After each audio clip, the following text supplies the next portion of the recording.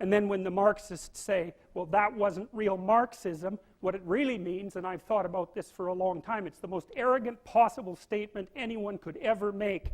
It means, if I would have been in Stalin's position, I would have ushered in the damn utopia instead of the genocidal massacres, because I understand the doctrine of Marxism and everything about me is good. It's like, well, think again, sunshine. You don't understand it. You don't understand it. And you're not that good.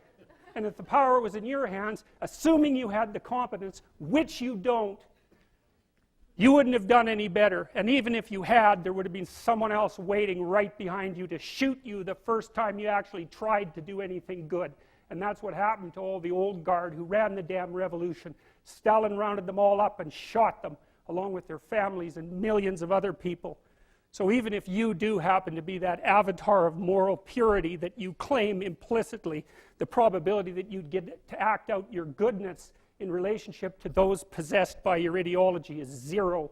In the mid-70s, many people in the West thought that Marxism had a reasonable case to argue. But in the mid-1980s, many of them no longer considered that it had. What exactly happened? Did it turn out that it was all just a big joke? Well, I think what happened is what you brought up before. Marxism was associated with the Soviet Union and Maoist China and other so-called communist systems. But, you know, Marx would have turned over in his grave to see what they were doing. They were radically anti-Marxist, radically.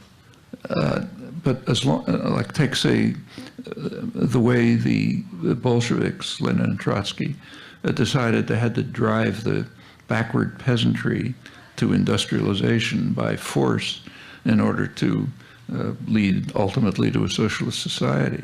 I mean, the last 20 or 30 years of his life, Marx was working on peasant society in Russia.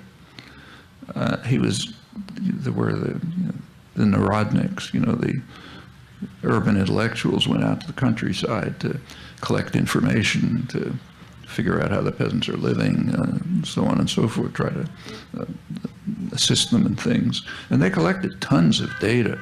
And Marx was just poring over the data. And he became convinced that there's real revolutionary potential in peasant society, peasant communes, peasant cooperative tradition, and so on. The urban socialists, both the Bolsheviks and the Social Democrats, literally suppressed all that work.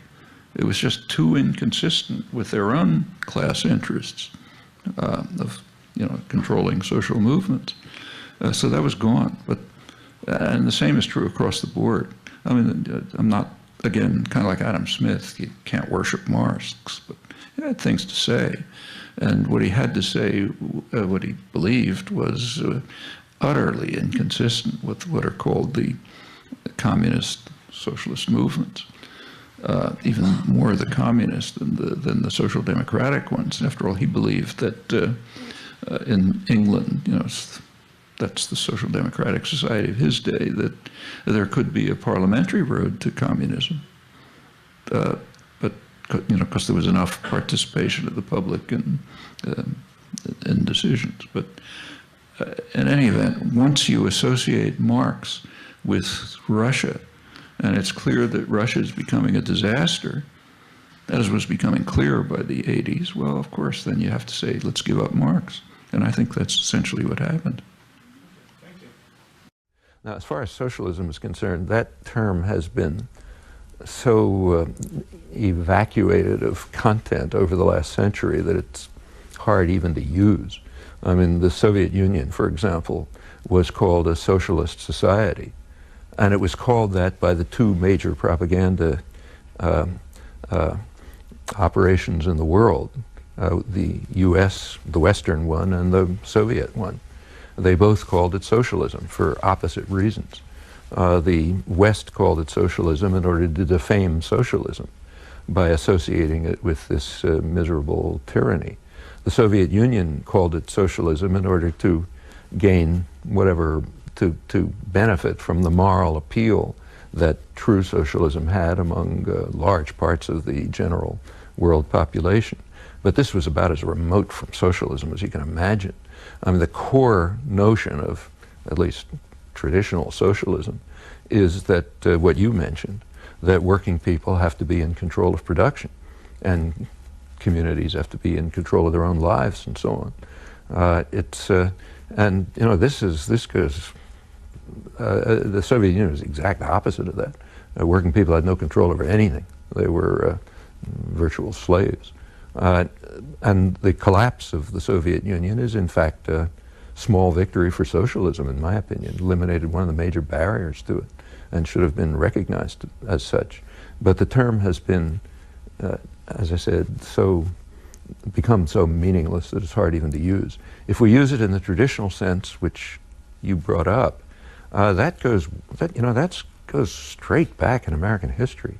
You read the working class press in the mid-19th century, press published by artisans and what were called factory girls, young women from the farms working in the textile mills in eastern Massachusetts, which was the center of beginning of the Industrial Revolution. Their press was calling for, they said their theme was that those who work in the mills ought to own them. Wage labor, which was called wage slavery, was regarded by most Americans as not very different from slavery. Even the Republican Party regarded wage labor as just at best a preliminary to free labor, but intolerable because it's a kind of servitude. A large part of the northern population fighting the Civil War was fighting under that banner. This goes straight through the 20th century, the idea that people should be in control of their own destinies and lives, including the institutions in which they work, the communities in which they live, and so on. Call it what name you want, but that's traditional socialism. And there are today attempts to describe a kind of a detailed vision of the future based on these notions. The most extensive and detailed one I know is by Michael Albert at ZNet, which you mentioned. It's participatory economics, and there are other such proposals. But I think this is deeply ingrained in people's understanding and consciousness, and barely below the surface. In fact, it's a call for essentially extension of democracy to the industrial sphere and to communities as well. We should also bear in mind that the leading American social philosopher, John Dewey, who's as mainstream as apple pie, his main work was concentrated on democracy. He pointed out over and over again that as long as we have what he called industrial feudalism, that is a tyrannical control, private power controlling production commerce, democracy will be very limited. We have to move to what he called industrial democracy if we hope to have significant democracy. As for politics, his position was that until that happens, politics will be the shadow cast over society by big business. And I think most of the population recognizes that and accepts it.